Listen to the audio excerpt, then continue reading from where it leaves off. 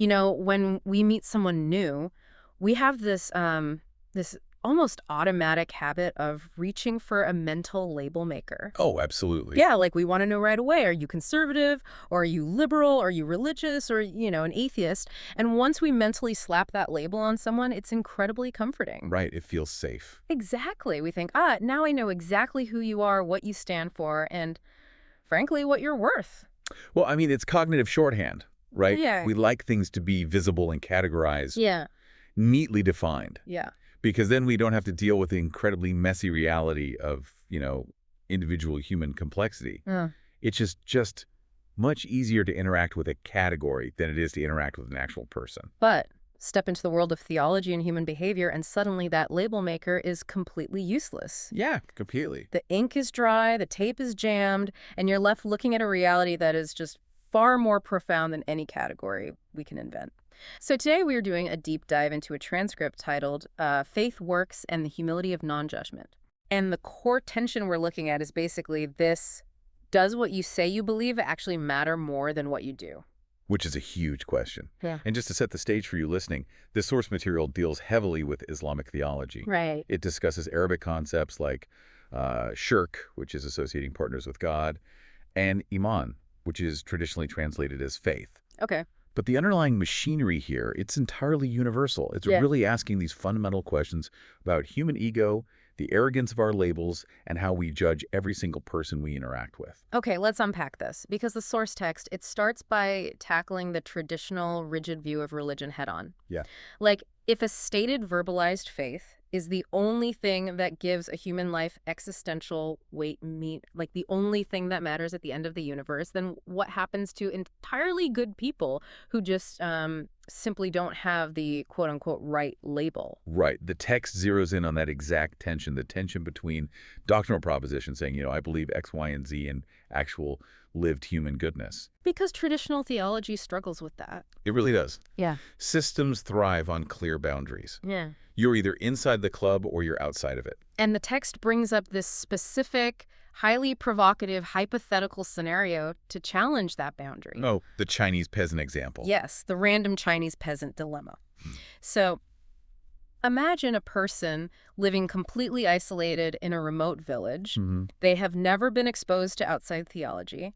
They've lived their entire life untouched by global religious debates. Let's say they believe in reincarnation. Okay. But, and this is the crucial part, they are incredibly noble. Like, they are righteous, wise, and good. They make massive sacrifices for their family. They give to charity. They're just deeply kind. So a life defined by pure selflessness and moral integrity. Exactly. Anyone who meets this person would say, wow, this is an upright, decent human being. Right. But if we follow the strictest doctrinal rules, the traditional argument says, well, that's nice for this world, but existentially. Yeah, existentially they fail. Right. Because they didn't have the correct stated belief, their entire life of goodness basically means nothing. And the source text aggressively pushes back on that. It does. It asks, is this person's entirely beautiful life existentially worthless just because they lacked a specific verbalized theological label? And what's fascinating here is how the text systematically dismantles that modern obsession with doctrinal propositions as the primary indicator of a person's worth. Mm-hmm. The argument being made is that stated belief has little to no existential weight on its own if it isn't backed up by practice, state of being, and action. But hold on. I mean, isn't acknowledging the destination at least a required first step? What do you mean? Well, if you don't even know where you're going or you have the wrong stated belief, how can your actions have the right existential weight? So that is the standard defense of rigid labels, right? But let's look at how the text views this disconnect. Okay. Instead of looking at belief as a destination, let's look at it as a manual. Imagine you want to learn how to swim. A doctrinal proposition is like reading the ultimate perfect manual on swimming. Mm-hmm. You can recite every physical principle of buoyancy. You know the exact angle your arm should enter the water. You basically possess the absolute correct knowledge. Sure, yeah, I passed the written test with flying colors. Exactly. You pass the test, Yeah.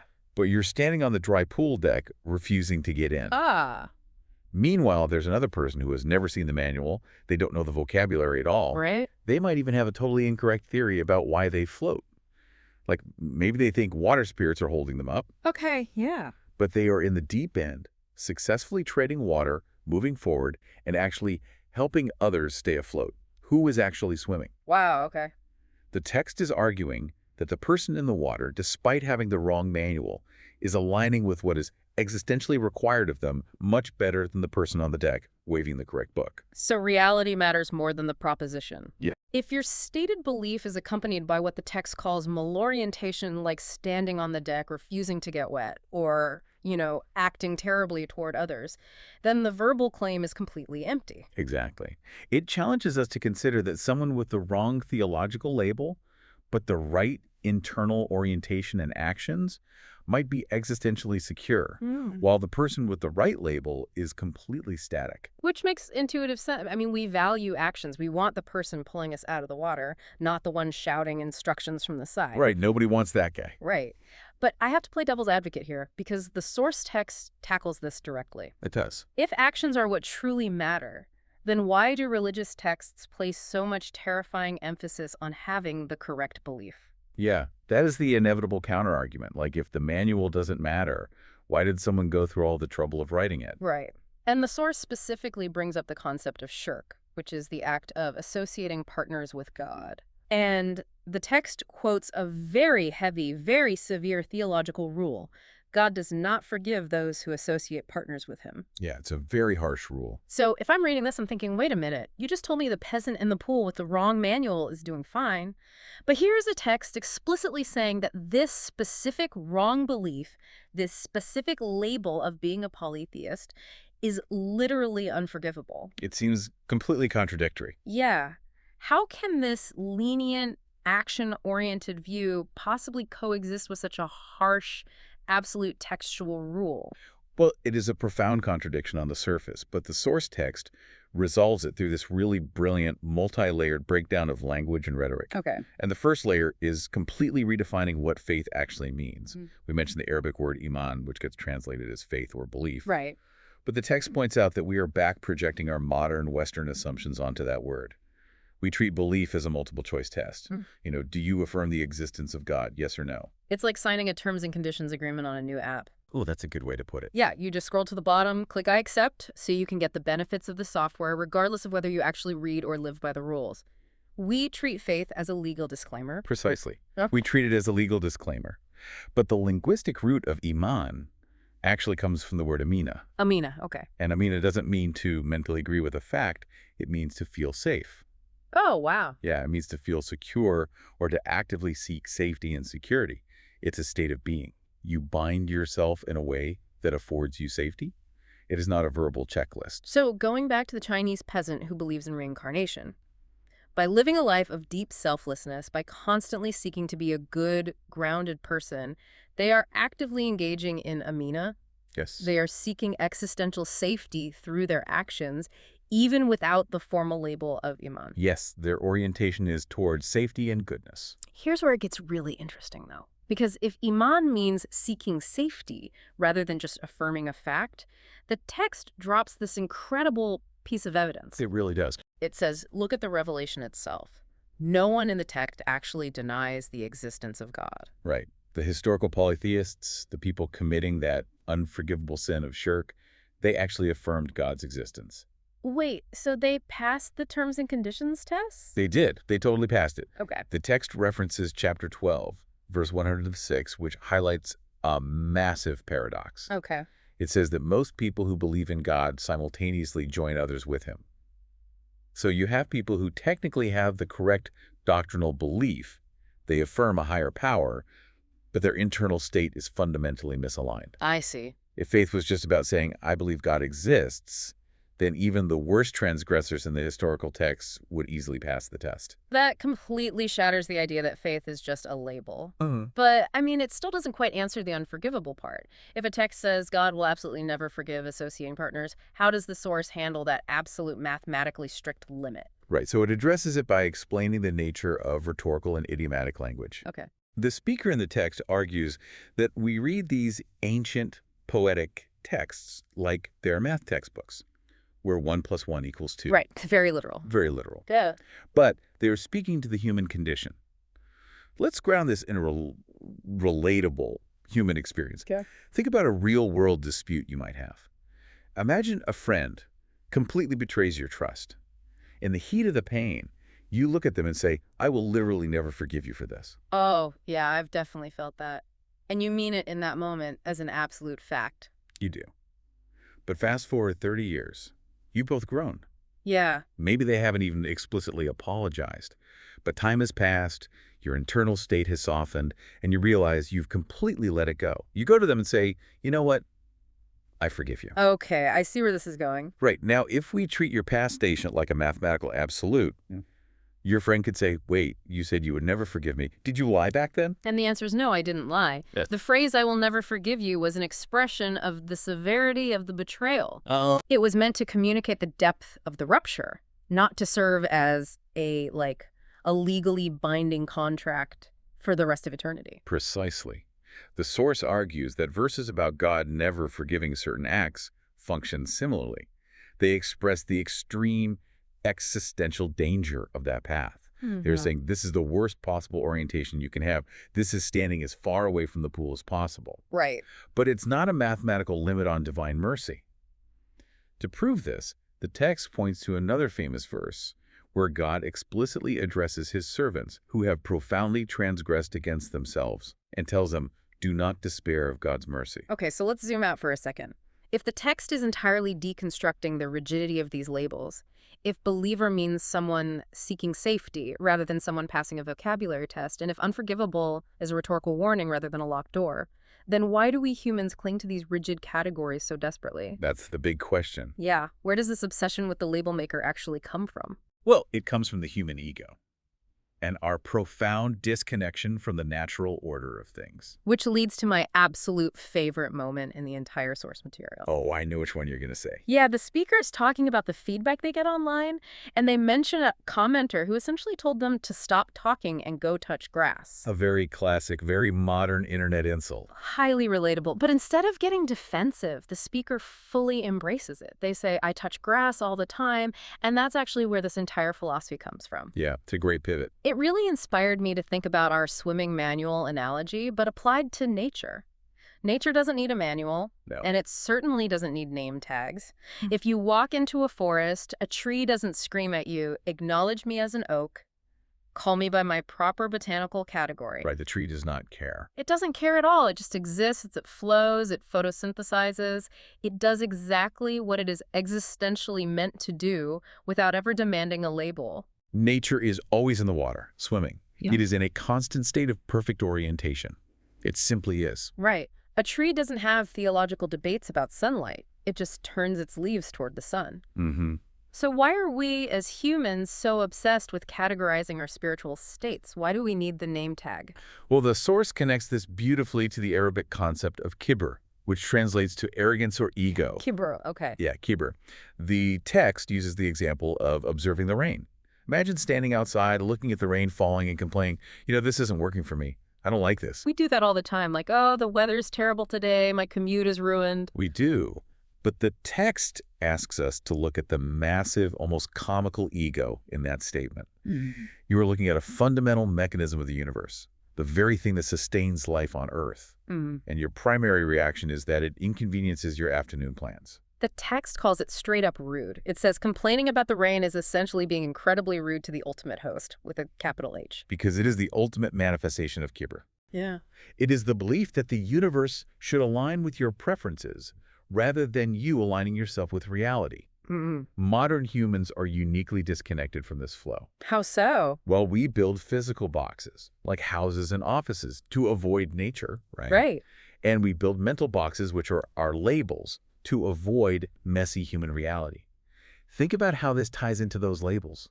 How often is our desire to categorize others actually just a manifestation of our own ego? Oh, wow. We use theological labels not to understand God, but to elevate ourselves.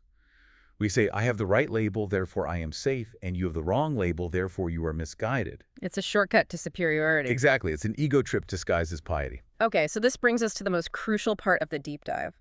Because it's one thing to philosophize about the Chinese peasant, or the linguistic roots of Arabic words, or why we shouldn't yell at a rain cloud. Sure. But how does this actually change a mundane Tuesday? Right, the practical application. Yeah.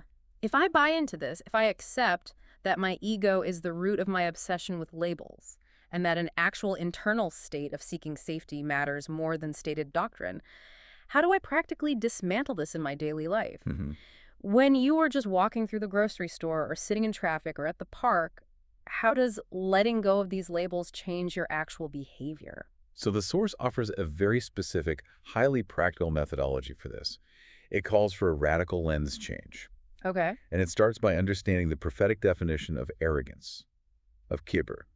Arrogance isn't just walking around thinking you are great. Right. The prophetic definition specifically defines it as belittling or looking down on others. So anytime I look at someone and think, I'm glad I'm not like them, or I know the truth and they are lost, that is literally the definition of arrogance. I am committing kibber. Yes, you are. So the text proposes a radical assumption to counteract this. All right, what is it?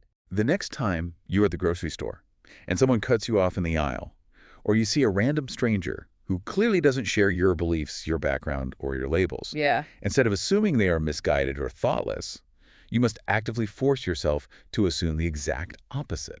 What does that assumption look like in practice? Give me the internal monologue. You look at that person and you tell yourself, assume this person is more aligned with reality than I am. Wow. Assume they are manifesting more good qualities than I am.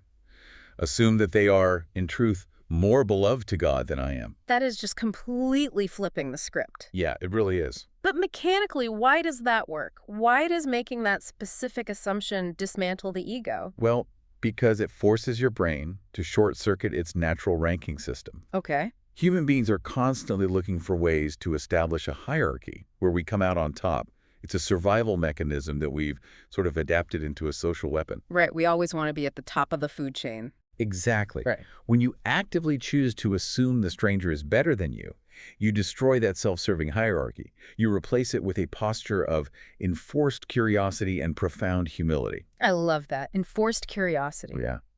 And if we connect this to the bigger picture, you realize that unless someone is showing clear, intended aggression and outright cruelty, we have absolutely no idea what their internal orientation is. We only see the surface. We see the manual they are holding, but we don't see if they are swimming. Exactly. We don't see their private struggles, their quiet charities, their moments of profound connection to reality. Exactly. When we start with the assumption that we are superior because of our label, we display the very kibra that the ancient texts warn us is the true path to ruin. So the text is basically saying that the combination of deep humility for ourselves and absolute non-judgment regarding the reality of others is the only way forward. It is the only way. The speaker in the source text says that adopting this specific lens shift creates a beautiful life. It creates beautiful interactions on Earth. Because suddenly, you aren't guarding a fortress of doctrine. You are just a human being interacting with other human beings, trying to figure it out together. It strips away the artificial barriers. If that X factor, that divisive label is dropped, people can finally see you for who you actually are at a substantial level. And you can see them. And from that place of mutual label-free humanity, as the text says, we can work the rest out as we go. So what does this all mean? We started with the dilemma of the Chinese peasant, a genuinely good person, supposedly doomed by a lack of the right label, and realized that true faith, Iman, isn't a multiple-choice test. No, it's not. It's a state of actively seeking security.